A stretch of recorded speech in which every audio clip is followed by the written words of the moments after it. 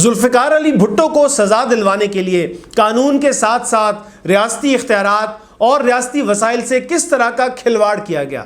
جن اعترافی بیانات پر بھٹو کو پھانسی دی گئی ان کی حقیقت کیا تھی؟ جنرل یحییٰ کتنے توہم پرست تھے؟ 1970 کے انتخابات کے بعد ان کا اصل منصوبہ کیا تھا؟ جب مشرقی پاکستان میں پاکستان کے فوجی جوانوں کا خون دھرتی کو رنگین کر رہا تھا، اس وقت پشاور کے ایک سوئمنگ پول میں پانی کے اڑتے چھینٹے کون سی کہانی کہہ رہے تھے؟ یہ سب اور بہت سی باتیں موجود ہیں راؤ رشید کی کتاب جو میں نے دیکھا میں۔ نوک جھوک کی کتاب کہانی میں اسی کتاب کا تعارف پیش کیا جائے گا۔ میں ہوں عمیر محمود۔ جب 1974 میں کیے گئے قتل کا مقدمہ ذوالفقار علی بھٹو کے خلاف درج کیا گیا، اس وقت راؤ رشید پنجاب پولیس کے انسپکٹر جنرل تھے۔ فوج نے اقتدار پر قبضہ کیا تو راؤ رشید کو بھی گرفتار کیا گیا اور دباؤ ڈالا گیا کہ وہ ذوالفقار علی بھٹو کے خلاف مقدمے میں گواہ بن جائیں۔ راؤ رشید کے انکار کے بعد فیڈرل سیکورٹی فورس کے افسروں اور اہلکاروں کے اعترافی بیانات دلوائے گئے کہ انہوں نے ذوالفقار علی بھٹو کے کہنے پر محمد احمد خان قصوری کو قتل کیا۔ ایک دن ایک شخص راؤ رشید سے ملنے آیا اور انہیں بتایا کہ وہ فیڈرل سیکورٹی فورس کے سب انسپکٹر رانا افتخار کا بھائی ہے اور یہ کہ ان کے ساتھ بہت دھوکہ ہو گیا ہے۔ راؤ رشید نے پوچھا کہ کیا دھوکہ ہوا ہے آپ کے ساتھ؟ تو سب انسپکٹر رانا افتخار کے بھائی نے بتایا کہ جنرل چشتی نے رانا افتخار اور اس کے گھر والوں سے یہ وعدہ کیا تھا کہ بھٹو کو پھانسی چڑھانے میں فوجی حکام کی مدد کریں تو معافی بھی مل جائے گی اور بعد میں ترقی اور اراضی بھی دی جائے گی۔ لیکن جب لاہور ہائی کورٹ کا فیصلہ آیا تو عدالت نے بھٹو کے ساتھ ساتھ سب انسپکٹر رانا افتخار کو بھی سزائے موت سنا دی تھی، اور اب ان کا بھائی راؤ رشید کے سامنے بیٹھا یہ کہہ رہا تھا کہ ان کے ساتھ دھوکہ ہو گیا ہے۔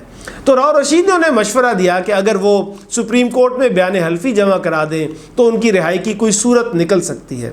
لیکن اس دوران فوجی حکام کو بھی اس ملاقات کی بھنک مل گئی اور نہ صرف رانا شہباز کے بھائی کو فیڈرل سیکورٹی فورس میں براہ راست ASI لگایا گیا بلکہ اس کے والد کو آدھا مربع اراضی بھی دی گئی تاکہ رانا شہباز سپریم کورٹ میں اپنے اعترافی بیان پر قائم رہے۔ راؤ رشید کی کتاب جو میں نے دیکھا، یہ کتاب سے زیادہ رازوں کا ذخیرہ ہے۔ جس وقت راؤ رشید پشاور میں ڈپٹی ڈائریکٹر انٹیلیجنس تھے تو اس وقت مشرقی پاکستان میں حالات بہت زیادہ خراب ہو چکے تھے۔ راؤ رشید لکھتے ہیں کہ اس دوران یحییٰ خان کا پشاور میں بنگلہ تیار ہوا، اس پر پیسے سارے اسٹینڈرڈ بینک کے لگے۔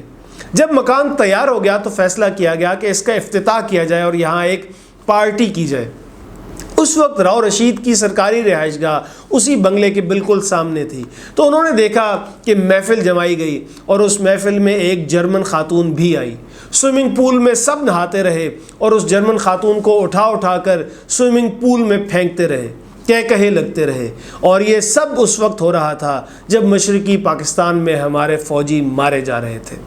جب وہ رات مزید بیت گئی تو پتہ نہیں ایسا کیا ہوا کہ جنرل یحییٰ رات کے 4 بجے صرف انڈرویئر میں باہر نکل آئے اور کہا گاڑی تیار کرو، میں ابھی راولپنڈی جاؤں گا۔ راؤ رشید صاحب کے مطابق وہ یعنی کہ جنرل یحییٰ کمرے میں موجود ایک محترمہ سے ناراض ہو گئے تھے، اس لیے صرف انڈرویئر میں ہی واپس راولپنڈی جانا چاہتے تھے۔ پھر ایک اور محترمہ نے انہیں آ کر منایا۔ کتاب میں یہ واقعہ بھی پڑھنے سے تعلق رکھتا ہے جس میں جماعت اسلامی یحییٰ خان کا گھر بچاتے نظر آتی ہے۔ اچھا، اس واقعے میں مجھے مصنف کی مبالغہ آمیزی، جانبداری اور شرارت بھی نظر آتی ہے۔ پہلے واقعہ سن لیں۔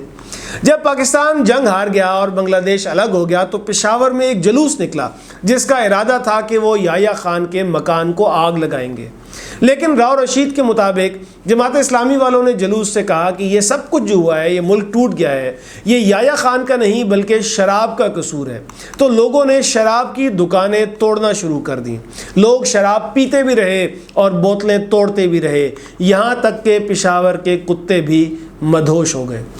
یہ بات کتاب میں لکھی ہے اور صاف مبالغہ آرائی لگتی ہے۔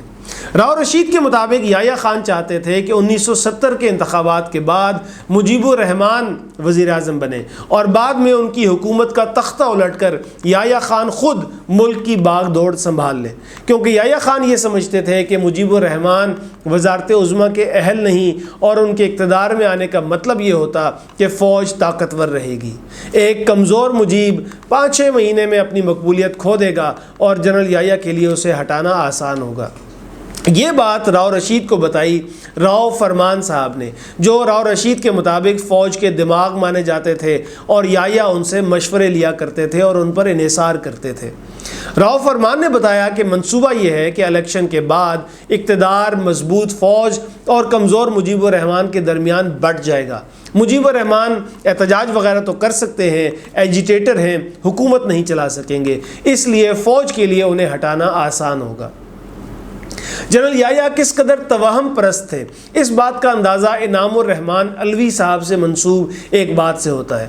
انعام الرحمن صاحب کا زیادہ تعارف تو کتاب میں نہیں ہے، لیکن معلوم یہی ہوتا ہے کہ یہ جنرل یحییٰ کے سرمایہ کار دوست تھے اور ہاتھ وغیرہ دیکھنے کا شوق رکھتے تھے۔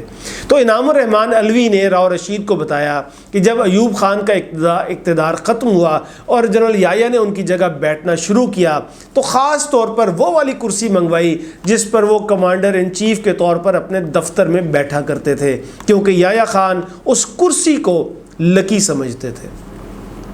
جب راؤ رشید آئی جی پنجاب تھے، اس وقت پنجاب کے وزیر اعلیٰ حنیف رامے نے انہیں ایک بڑا عجیب حکم دیا۔ حکم یہ تھا کہ ایک ایم پی اے کو اٹھایا جائے، اسے شراب پلائی جائے اور پھر اس سے استعفیٰ لکھوایا جائے۔ اب ظاہر ہے یہ کام پولیس کے کرنے کے تو تھے نہیں، اور راؤ رشید صاحب میں یہ جرت بھی تھی کہ وہ اس بے جا حکم سے انکار کر سکیں، تو انہوں نے انکار کر دیا اور پھر حنیف رامے صاحب سے ملاقات کی تاکہ انہیں بات چیت سے یہ حکم واپس لینے پر رضامند کیا جا سکے۔ لیکن اس ملاقات میں حنیف رامے صاحب نے ایک ایسی بات کہہ دی جس کے بعد راؤ رشید کو تاؤ آ گیا۔ حنیف رامے نے کہا کہ میں نے نوٹ کیا ہے کہ میں نے ایک حکم دیا تھا اور وہ آپ نے نہیں مانا۔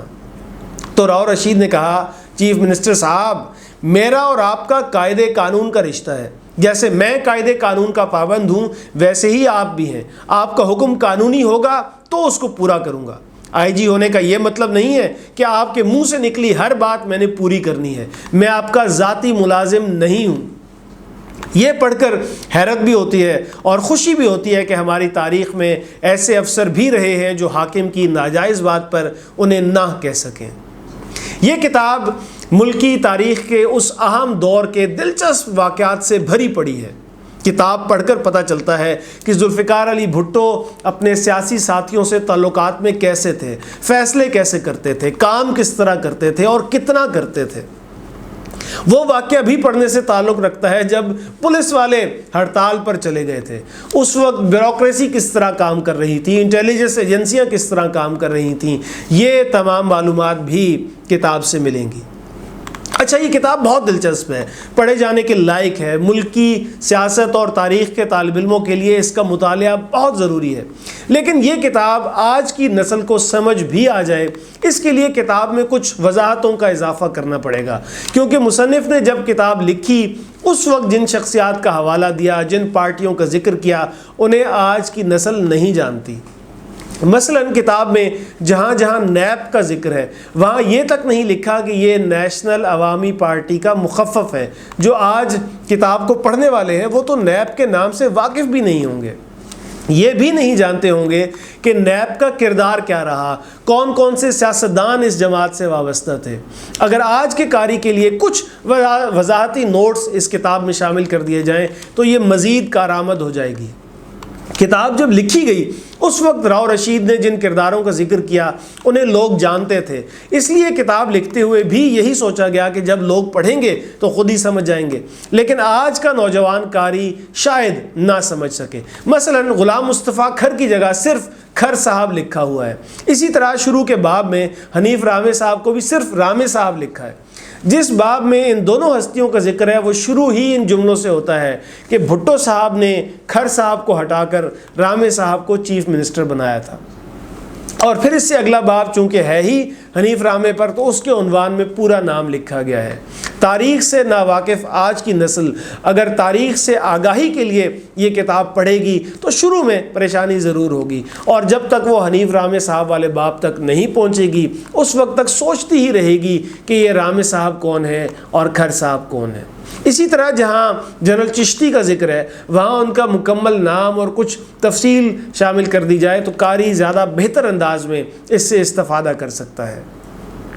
کئی واقعات جو بیت چکے اور ماضی کا حصہ بن چکے کتاب کے ایڈیشن میں یوں ہی درج ہیں جیسے یہ حال کے واقعات ہوں۔ اصغر خان صاحب کے بارے میں ایک جملہ لکھا ہے کہ کیا فائدہ ہوا بھٹو کو مروا کے، 7 سال سے وہ انتظار ہی کر رہے ہیں۔ 1984 میں اپنی قید کا احوال کہتے ہوئے لکھا ہے کہ اب پھر جیل میں جانے کی تیاریاں ہیں۔ اب ظاہر ہے یہ جملے موجودہ ایڈیشن سے حذف کیے جا سکتے ہیں۔